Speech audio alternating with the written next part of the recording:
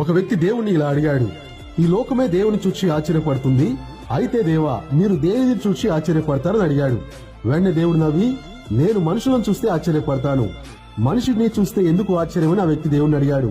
మానవుడు తన జీవితంలో అసంతృప్తిని త్వరగా వ్యక్తం చేస్తాడు. జీవితం పెద్ద బోర్గా ఫీల్ అవుతాడు. చిన్నగా ఉన్నప్పుడు కష్టపడి ఎదగాలని కష్టపడతాడు. పెద్దోడైన తర్వాత తిరిగి చిన్నవాడిగా ఉంటేనే బాగుండు అని అనుకుంటాడు. తన ఆరోగ్యం అంతా పోతున్నా కష్టపడి డబ్బు సంపాదించాలని అనుకుంటాడు. అయితే డబ్బు సంపాదించిన తర్వాత నా జీవితాన్ని ఆరోగ్యాన్ని కోల్పోయామే అని బాధపడతాడు. ప్రజెంట్ ఉన్న సంతోషం అంతా మరచి ఫ్యూచర్ కోసం పరిగెత్తి అన్నిటినీ ఎదుర్కొని ఏ ఒక్క సంతోషం అనుభవించక ఫ్యూచర్ లో పోయి నిలబడితే తిరిగి వెనుకకు చూచినప్పుడు నేను ఆలోచించడానికి నేను చేయడానికి ఏమీ లేదే అని బాధపడతాడు. మనిషి తాను చచ్చిపోయే వరకు ఇది జరగలేదు అని చెప్తూ దేవుణ్ణి నిందిస్తూ ఉంటాడే గాని ఇది జరిగింది అని దేవునికి థ్యాంక్స్ చెప్పి కృతజ్ఞతగా జీవించడు. అతను కింద పడితే లేచి తుడుచుకుంటాడు.